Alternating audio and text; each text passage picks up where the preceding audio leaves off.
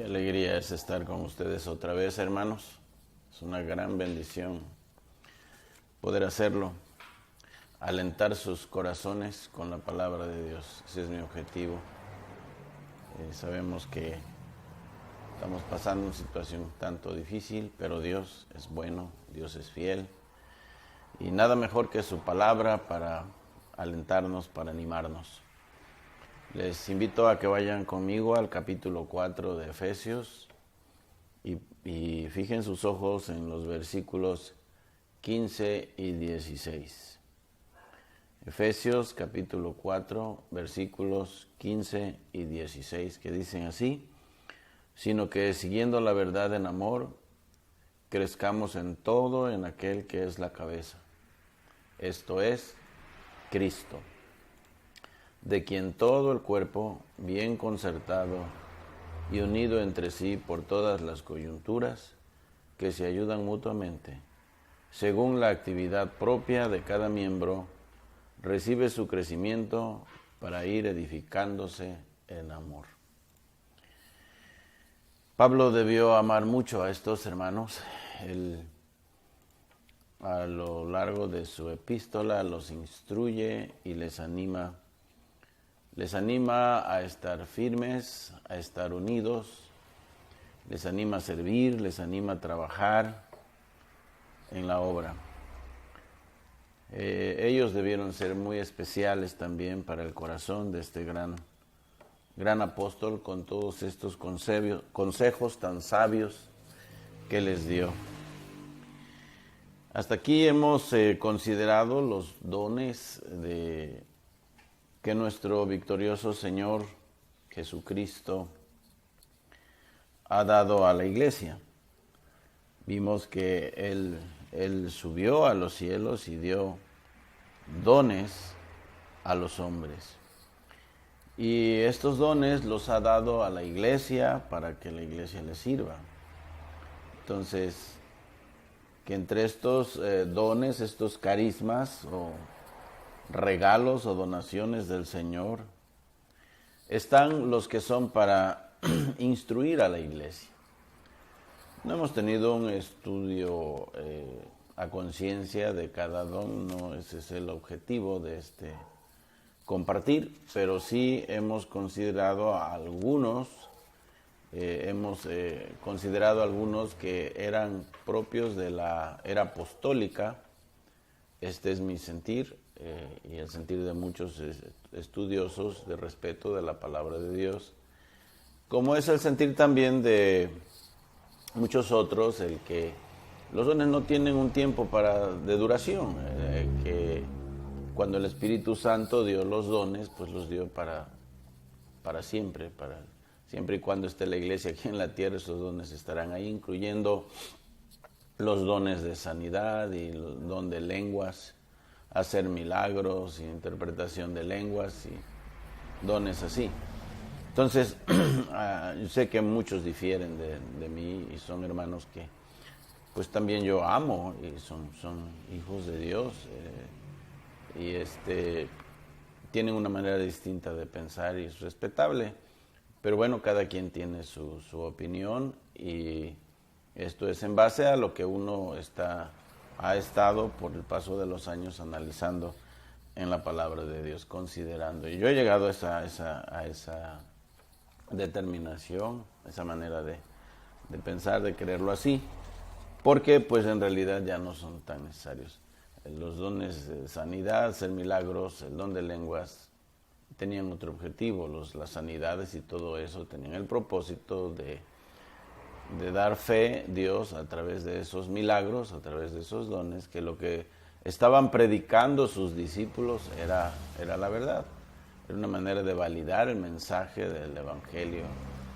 Y todavía se dieron mucho en esa etapa de transición entre el judaísmo y el cristianismo. Entonces, ahora pues, ¿qué necesidad hay de hacerlo? Ahora, yo nunca he negado que Dios haga milagros. Dios es capaz de hacerlos, no ha perdido su poder. Y tal vez de eso nos pueden acusar quienes piensan diferente a un servidor. Que nosotros neguemos incluso el poder de Dios para sanar y el poder del Espíritu Santo para hacer cosas así. Pero en realidad Él lo hace cuando quiere. Él no ha perdido su poder, y cuando todo va a favor de glorificarse a sí mismo y cumplir sus planes, sus propósitos, sus decretos, Dios hace cosas tremendas. Y de eso yo soy testigo. Yo no niego que Dios ocasionalmente haga cosas así, porque he visto milagros tremendos del Señor en la vida, en el cuerpo físico de los hermanos, personas a lo largo del ministerio que Dios me ha dado. No los niego, pero tampoco creo que sea la manera de salir y predicar el Evangelio. Yo no me imagino a Pablo y a Pedro y a Juan programando una campaña de sanidad, ¿verdad? Jamás lo veo en el Nuevo Testamento. Esas cosas se dieron así porque era una etapa en la historia de la iglesia en que todos esos milagros se daban en abundancia para validar la predicación del Evangelio. Y las lenguas eran una señal, como ya vimos, para los judíos.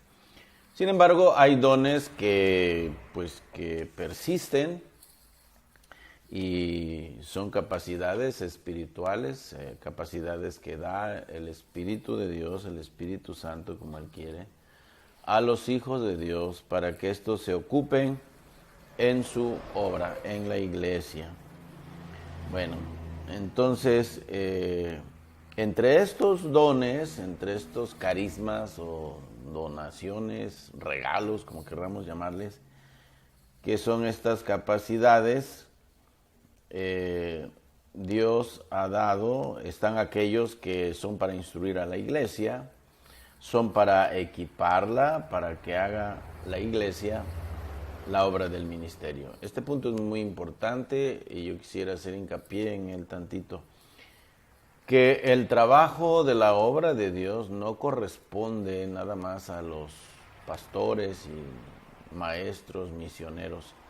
No, el trabajo del ministerio corresponde a la iglesia. Esta es la enseñanza de Pablo aquí en Efesios 4:12, que dice: a fin de perfeccionar a los santos para la obra del ministerio, para la edificación del cuerpo de Cristo. Al fin y al cabo, ¿quiénes son los responsables de hacer la obra del ministerio? Bueno, hoy día la iglesia es que deben ser los pastores, que deben ser los maestros, que deben ser los predicadores, que deben ser los evangelistas. Esos son los llamados a la obra del ministerio. Nosotros no. No, hermanos. Toda la iglesia está llamada a hacer esta obra. Y si usted no está haciendo nada en la obra de Dios, usted está fallándole al Señor. Entonces, debe buscar, debe descubrir qué capacidades Dios le ha dado para que usted se ocupe en ella. Bueno, tal iglesia instruida así será una iglesia con poder, será una iglesia que tendrá poder para alcanzar almas, extendiendo el reino de Dios en este mundo. Extendiendo el reino de los cielos en este mundo. Y será poderosa. Una iglesia que se activa es una iglesia fuerte, es una iglesia sana, es una iglesia que se mueve por sí misma. Tristemente, hoy día la manera de hacer el ministerio en la iglesia ha cambiado mucho, ya no es muy bíblico. Quienes están ocupados nada más en las cosas de Dios son los pastores. Y las iglesias tienen la idea de que por eso les pagan, ellos les dan una ofrenda o les dan un sueldo, un salario, para que ellos se ocupen del ministerio y la iglesia de las cosas mundanales. Pues no debe ser así. Los pastores en realidad estamos primordialmente para instruir a la iglesia, preparar a la iglesia para que ésta se ocupe en el ministerio.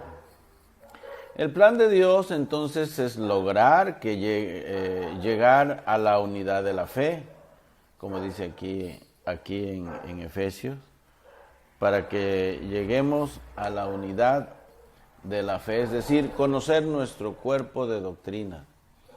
La iglesia debe estar preparada doctrinalmente. A veces se esmera uno demasiado como iglesia, ¿verdad? Se esmeran mucho en hacer campañas porque quieren crecer. Entonces programan campañas de evangelismo a cada rato porque quieren crecer. Pero cuando hace uno demasiado énfasis en el evangelismo sin preparar, sin enseñar la doctrina, sin dar las bases del evangelio a las personas y enseñarles a caminar en la vida cristiana, estos a veces solamente los ponemos como un platillo ahí a la mano de los testigos de Jehová y de los mormones para que los acaben de confundir. Y muchas veces claudican en su fe. Nosotros seremos responsables de ellos. Entonces es importante conocer la doctrina. Ahora, dedicarse solamente a la doctrina sin la práctica también es malo. Las iglesias deben estar balanceadas en estas dos cosas.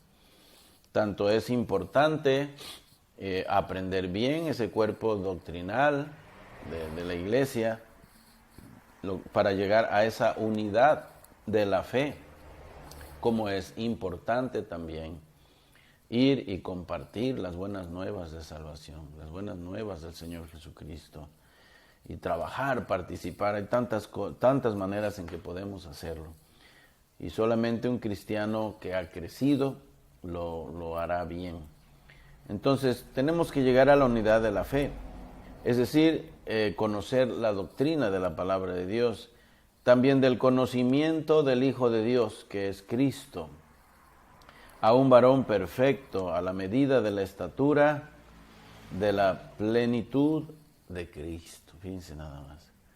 Todo lo que Dios espera de nosotros. Y ahí es donde Dios pone más interés en que nosotros estemos equipados, estemos preparados, estemos creciendo espiritualmente y esté reproduciéndose en nosotros el carácter del Señor Jesucristo. Hoy día hay grupos que hablan de prosperidad y solamente en eso se detienen. Dios quiere que tú seas un hijo de Dios próspero en esta tierra y que tengas toda suerte de bendiciones materiales para que seas feliz, estés bien y no tengas problemas. No, al contrario, Dios a veces usa tribulaciones, usa situaciones difíciles en nuestra vida para hacernos madurar, para hacernos crecer y de esa manera hacernos útiles en su reino. Otra manera de decirlo para Pablo es que ya no seamos niños fluctuantes. Y así es un niño, ¿verdad? No se está quieto. Un momento está aquí, otro está por allá, luego está allá y se regresa y no es estable. Y hay mucho cristiano así. Y Pablo dice, ya no quiero que ustedes vayan a ser niños, sigan como niños fluctuantes, es decir, como una barcaza que es acosada por las olas de un lugar a otro, una barca que es golpeada por las olas y es arrastrada, es llevada de un lugar a otro, engañados por hombres hábiles, astutos para engañar. Y para que eso no suceda, debemos lograr la madurez espiritual. Hoy día, ¿cuánta inmadurez hay en las iglesias? Ese es el problema mayor, creo yo. Por lo menos es lo que yo veo como pastor en la iglesia. Nuestra iglesia no es la excepción. El problema no son los hermanos maduros. El problema son los niños, espiritualmente hablando, los niños espirituales, aquellos hermanitos que no crecen y que además están muy cómodos así, sin crecer. Estos son los que más problemas dan en la obra de Dios. Y no importa a quién se llame, no importa a qué se dedique, no importa si ya tiene 10, 15, 20 años, 30 en la iglesia, no importa. Hay personas que nunca maduran y sus reacciones siguen siendo las mismas, porque no prosperan espiritualmente, no crecen. Y estos son los que constantemente están quejándose, nada les gusta, nada les parece, todo les molesta y critican a medio mundo y ellos, la verdad, no hacen nada. Entonces, ese es el problema. Pablo dice, yo no quiero que ustedes sean así, no quiero que los engañen, yo quiero que ustedes conozcan la palabra de Dios, yo quiero que ustedes maduren y que ustedes sean útiles en la obra de Dios. Entonces, es importante crecer. Si no crecemos, pues no podemos nosotros ser de utilidad en la obra de Dios. Así que, hermanos, preocúpense por crecer. Ahora, en el versículo 15, siguiendo el mismo tema, Pablo aconseja a los hermanos que sigan la verdad en amor. Hay que seguir la verdad en amor. Ahora, nunca se nos prohíbe hablar la verdad. Es importante decir siempre la verdad. Pero la verdad debe darse en amor. Sea cuando evangelizamos, sea cuando tratamos temas duros en la iglesia, en la obra de Dios, sea cuando tenemos incluso que tratar algún caso difícil en la iglesia. Hay hermanos que se portan mal a veces, hay hermanos que se meten en el pecado. Entonces, la iglesia tiene la responsabilidad de traer disciplina a personas así dentro de la iglesia. Es muy importante que se llame la atención a aquel que está actuando mal, porque eso va en detrimento de la obra de Dios. Lastima la obra, lastima la iglesia. Vamos a conectar aquí la batería se está yendo. Vamos a conectar esto para que no se apague este aparato.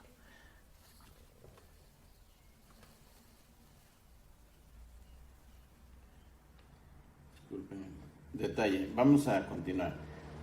Siguiendo el mismo tema, les decía, Pablo aconsejaba a los hermanos que siguieran la verdad en amor. Y les decía que nunca se nos prohíbe hablar la verdad siempre y cuando lo hagamos con amor. Y decía, esto es cuando evangelizamos, esto es cuando tratamos temas difíciles de la palabra de Dios, en donde tenemos que corregir con la palabra regulares en la vida de la iglesia, incluso cuando tenemos que amonestar a algún hermano que se porta mal, alguien que se aventura a meterse con el pecado. Es muy importante que la iglesia tome cartas en el asunto. El Señor Jesucristo insistió en esto, el apóstol Pablo también, en fin. Pero aún así, cuando tenemos que llamar la atención a algún hermano, Pablo recomienda, y esto lo dice en la epístola a los Gálatas, él dice, si alguno fuere sorprendido en alguna falta, en el capítulo 6 de Gálatas, si alguno fuere sorprendido en alguna falta, dice, vosotros que sois espirituales, restauradle con espíritu de mansedumbre, considerándote a ti mismo, no sea que tú también seas tentado. Esa es la manera, ese es el estilo, considerándote a ti mismo. Aun cuando la persona ha caído, ha pecado y ha caído de la manera más vergonzosa, no tenemos el derecho de actuar con demasiada autoridad, como sintiéndonos nosotros mejores que ellos o más santos que ellos porque no hemos cometido la falta que ellos han cometido, sino que con amor debemos aproximarnos a ellos intentando rescatarles. restaurarles. Ese es el propósito de la disciplina, no es tanto hacer sentir mal a un hermano, lastimarlo, golpearlo con palabras, emocionalmente hacerlo sentir de lo peor por lo que hizo, no. El propósito de la disciplina es restaurar al hermano, levantar al caído.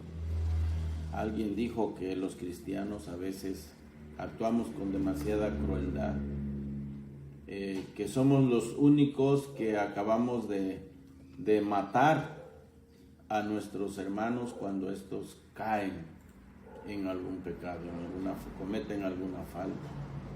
Yo no puedo imaginarme a un compañero del mismo batallón acabando de matar a su amigo porque se cayó, porque se tropezó, porque fue lastimado por el enemigo. No me puedo imaginar a este soldado dándole de balazo en la cabeza, enojado, diciéndole, mira, ya te caíste, tonto, o mira, ya cometiste esta falta, y mira, ya te hirieron, pues te acabo de matar yo. No, al contrario. Busca ayudarle, le ofrece ayuda, trata de rescatarlo, restaurarlo también. Y este es el propósito de la disciplina, hermanos. Debemos intentar no perder a un solo miembro. Debemos animar a aquellos que caen y no convertirnos en aquellos capataces, ¿verdad? Que con desamor estemos lastimando a aquellos que han caído. Y cuidado que caen, hay hermanos que caen y cometen pecados muy vergonzosos. Pero pues Pablo dice, considérate a ti mismo, no sea que un día tú también seas sentado en esa silla del juicio y tengas también necesidad de que alguien te entienda, te comprenda y te dé una oportunidad más. Aquí el consejo entonces es en no añadir ofensa a la ofensa que ya de por sí porta el Evangelio. La palabra de Dios es muy ofensiva a veces. Y bueno, la verdad es que cuando se predica la palabra de Dios, normalmente va a agredir a nuestra carne. Y si no estamos nosotros dispuestos a aceptar la palabra de Dios, nos ofenderemos y daremos la media vuelta y ahí dejaremos hablando al predicador, ahí dejaremos hablando a aquel que quiera amonestarnos. El problema es cuando nosotros le añadimos de nuestra propia cuenta ofensa al Evangelio. Eso ya no es correcto. Imagínense ustedes usar el púlpito o usar un espacio así solamente para descargar el predicador su enojo contra tal o cual persona. Eso no es correcto. O decidir, voy a preparar un sermón especialmente para agredir a tal o cual hermano que hizo esto o aquello, y le voy a decir sus cosas. Ese es un gesto es una actitud de mucha cobardía. A veces se dice que los pastores usamos el púlpito como trinchera de cobardes. Porque como nadie nos puede responder, pues de ahí podemos decir y despepitar lo que queramos contra aquellos que nos hacen sentir mal o que no nos agradan. Eso es añadir ofensa al Evangelio. Tengamos mucho cuidado con ello. El púlpito es un lugar sagrado, es para predicar solamente la palabra de Dios. Entonces, cuando vamos a predicar la palabra de Dios, que sea la palabra de Dios y no ir a sacar todas nuestras inconformidades y estar, como dicen por ahí, haciendo nuestra catarsis, ¿no? Tengamos mucho cuidado con eso, hermanos. Y este consejo es especialmente para aquellos que predican la palabra de Dios, aquellos que predicamos la palabra de Dios. Hay que meterse en el texto bíblico, hay que meterse en la palabra, hay que analizarla, hay que ver su enseñanza y ver las aplicaciones que podemos dar a la vida diaria. Eso es lo que debemos hacer. Y si en eso agrede alguna situación, ¿verdad? Atañe alguna situación que alguien está metido, está haciendo mal y la palabra de Dios le llama la atención, pues es muy válido. Y no debemos frenar nuestra lengua, debemos decir lo que dice la palabra del Señor. Pero es muy diferente a que uno de sí mismo esté solamente siendo grosero. Hay que tener mucho cuidado. Ahora, solamente un cristiano maduro puede hablar la verdad en amor. En ocasiones la gente se ofendía cuando el Señor Jesús hablaba. Él a veces se oía hasta muy duro, pero en ocasiones el Señor Jesús hablaba muy duro. Cuando habló a los judíos, ¿verdad?, de comer su carne y beber su sangre, y Él les dijo un montón de cosas,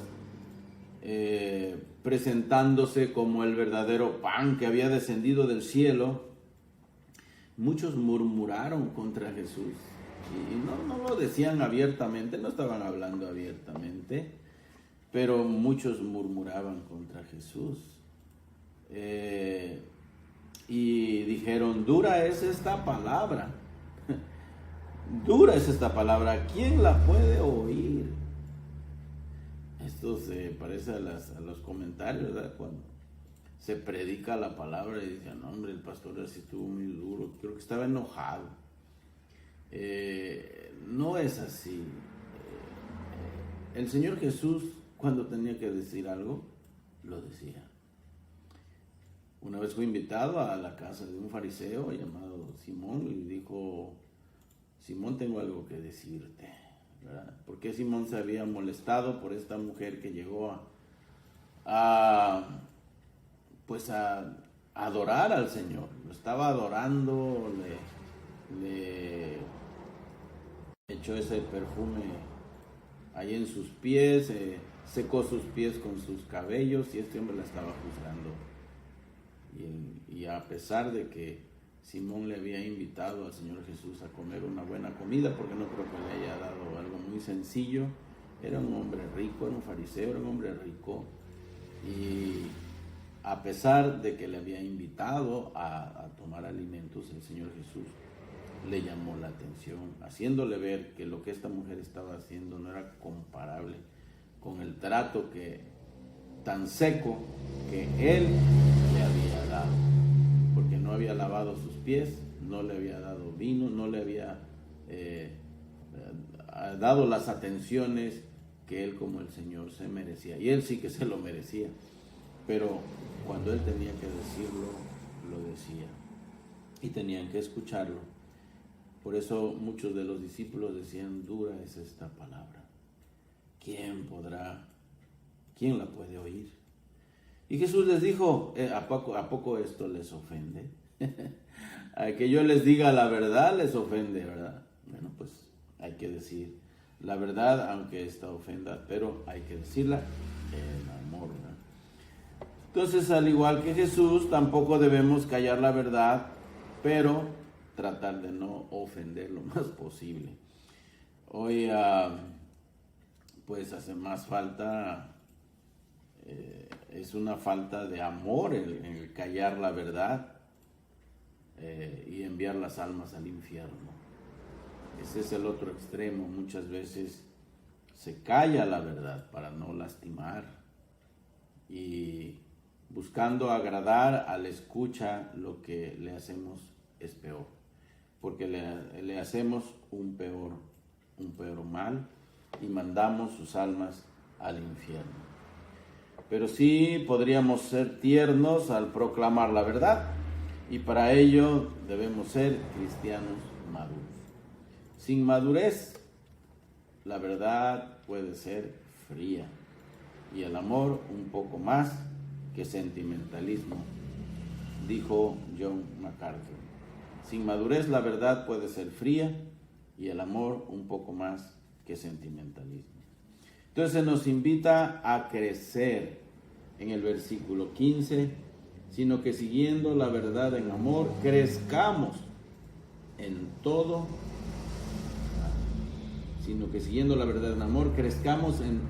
en aquel que es la cabeza, esto es Cristo. Crecer en el Señor, cada día parecernos más a Él, ser más como Él. Entonces lo que le está haciendo aquí el apóstol Pablo es darnos una tierna invitación, es a crecer en Cristo Jesús. Debemos entregarnos y ser obedientes a la voluntad de Dios. Debemos dejar que controle todas las áreas de nuestra vida. Que podamos decir como Pablo, con Cristo estoy juntamente crucificado y ya no vivo yo, mas Cristo vive en mí. Que el carácter de Cristo se vaya reproduciendo cada día más y más en nosotros. Ahora recordemos que Cristo es la cabeza de la iglesia y que nosotros somos su cuerpo. Él debe ejercer como tal su autoridad sobre nosotros.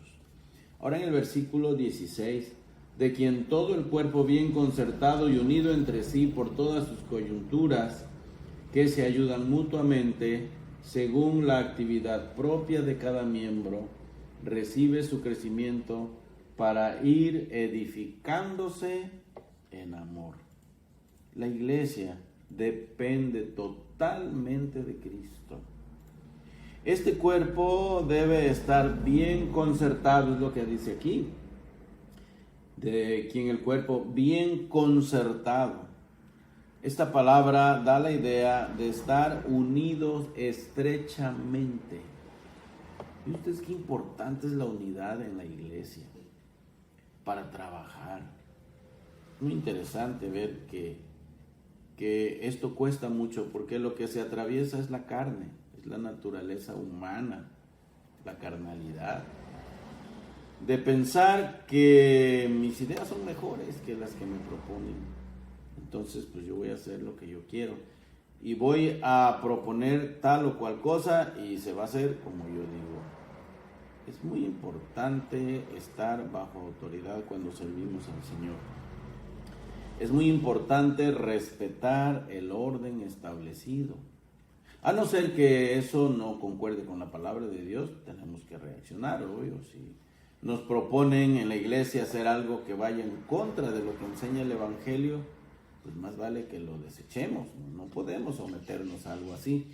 Pero si aquello que se me está pidiendo y quien me lo está pidiendo es avalado por la palabra de Dios como autoridad sobre mí, debo aprender a respetar y debo obedecer. Y para esto, hermanos, es muy importante. Si vamos a servir al Señor, si vamos a desempeñar tal o cual actividad, tal o cual ministerio dentro de la iglesia, más vale que aprendamos a estar unidos, a promover la unidad, porque cuando empezamos con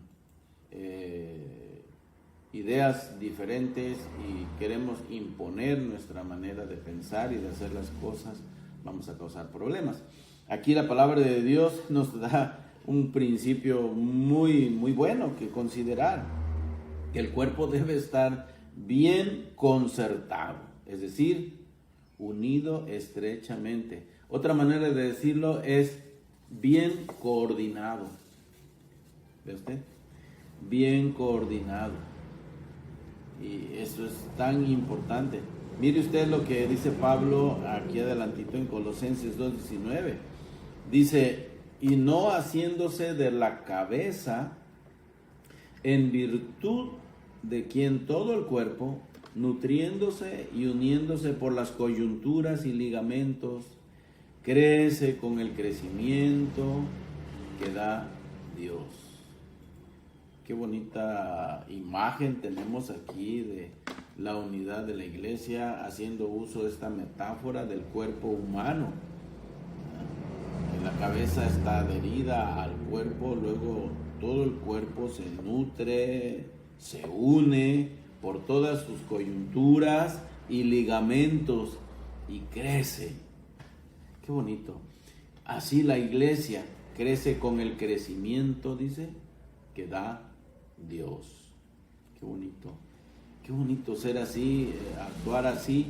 Es una gran bendición, hermanos. Y espero que esto nos anime, ¿verdad?, a andar en esta unidad, andar así, va a ser de gran bendición. Tendremos mucho éxito en la obra del Señor, porque Dios va a dar éxito. Cuando las cosas se hacen como Él dice en su palabra, hay bendición, hermanos. Así que así es como debe funcionar la iglesia. Cada quien debe desempeñar su función y edificar a los demás. Pero ¿cómo lo vamos a lograr? Bueno, pues Pablo nos enseña aquí. Tenemos que estar asidos del Señor Jesucristo.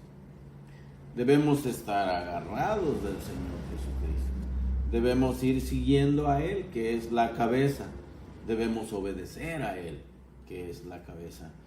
Es la única manera en que las cosas van a funcionar bien. Bueno, entonces hemos aprendido en esta mañana qué importante es decir la verdad, qué importante es decir la verdad y decirla en amor, y qué importante es que la iglesia se mantenga unida. Cada quien desempeñando su función de acuerdo a los dones que Dios le ha dado a cada uno de sus hijos. Usted, como miembro de la iglesia, tiene dones. Mínimo tiene un don, y usted debe estar usándolo a favor de la edificación del cuerpo de Cristo, de la iglesia. Ahora, ¿cómo podríamos nosotros lograr esa obra y toda esa unidad y todo ese trabajo ahora que no hay reuniones de manera presencial? ¿Cómo? Usted se preguntaría, bueno, ¿y yo cómo lo voy a hacer si estoy en mi casa, estoy en cuarentena? Bueno, ya más que cuarentena, ya pasaron muchas cuarentenas, pero ¿cómo podríamos nosotros poner en práctica esto si ya no nos vemos? Si no estamos reuniéndonos como lo hacíamos antes. Ahora todo es a través de una pantalla de celular o de tableta o de televisión. ¿Cómo podríamos hacerlo? Pues hay maneras en que podemos seguirlo haciendo, hermanos, y podemos seguir fomentando esta unidad para que cuando nos reunamos de manera presencial otra vez, practiquemos estas cosas, ya estemos listos, dispuestos para seguirlo practicando. Bueno, pues sí que podríamos hacerlo si quisiéramos. Podríamos acudir y preguntar por la situación de nuestra iglesia. Recuerden que tiene su oficina, está abierta. Pregunte usted. Si no puede ir, hable por teléfono. Usted puede hablar por teléfono. Hey, ¿cómo están las cosas? ¿Cómo va la obra de Dios? ¿Cómo están los hermanos? ¿Cómo están los líderes? ¿Cómo están las misiones? ¿Hay alguna cosa que yo pueda hacer? Es una manera de mostrar esta unidad como cuerpo. Usted está diciendo de esa manera: soy parte de esta iglesia y yo aquí voy a servir al Señor porque Dios me dio dones, y los dones que me dio quiero practicarlos con mi iglesia, en mi iglesia. Podríamos también tomar el teléfono y animar a los hermanos. Hay hermanos que la están pasando mal, hay hermanos que están enfermitos, hay hermanos que tienen necesidades materiales tremendas. Podríamos hablarle: hermano, ¿cómo te va? Hermano, ¿cómo estás? ¿Cómo la pasaste esta semana? ¿Tienes alguna necesidad? ¿Puedo ayudarte en algo, mi querido hermano? Tal vez tienes el don de repartir, tienes el don de dar, o tienes el don de misericordia, tienes el don de animar. Yo no sé, pero algún don debes tener. El servicio, en fin. Tú puedes preguntar, puedes hablar, agarrar el teléfono, y podrías dedicar un servicio al Señor animando a los hermanos. Puedes dedicarte a la oración también. Hay ancianitos que me dicen: hermano, yo ya no puedo hacer nada más que orar. Y les digo: hermano, usted no sabe lo que está diciendo. Los hermanos que están ancianitos y se dedican a la oración nos hacen el mayor favor a la obra de Cristo. Hacen el mayor favor a la iglesia. Porque es a través de la oración que Dios se mueve. Es a través de la oración que las ruedas de la iglesia giran y llegan a lugares insospechables. Yo, la verdad, cuando alguien me dice: hermano, estoy orando por usted, créame que yo me siento muy deudor, porque yo codicio esas oraciones. Esas oraciones son las que me tienen bien. Esas oraciones son las que Dios usa para abrir puertas de oportunidad, para predicar el evangelio y para bendecir mi vida también. No saben la riqueza tan grande que es orar unos por otros, hermanos. Algunos tal vez tomen como cosa liviana el miércoles de oración y dicen, pues es el miércoles de oración, ya, ¿qué más? Ustedes no saben, no tienen ni idea de lo que Dios hace a través de la oración. Quien hable así, piense así, no conoce la palabra de Dios. No sabe el poder que hay en una oración. Que alguien ore por ti constantemente es la mejor riqueza, la riqueza más grande que tú puedes tener en la vida. Entonces, pues hermanos, yo les animo a que participen. Si fuera posible, podríamos hasta compartir nuestros alimentos con otros hermanos. Hermanos, yo espero que Dios les haya animado. Disculpen la interrupción, estos aparatos así son, de momento fallan, pero nuestro Dios no falla. Y lo que Él quería que usted recibiera hoy, seguramente lo recibió esta mañana. Y yo espero que haya cumplido con mi función esta mañana de la mejor manera posible. Que Dios les bendiga grandemente. Reciban ustedes un abrazo de mi parte. Y nos vemos el día de mañana. Les espero. Recuerden que hoy a las 6 de la tarde tenemos el culto de oración para que se unan conmigo para interceder por la obra. Y el día de mañana el devocional de jueves. Dios les bendiga.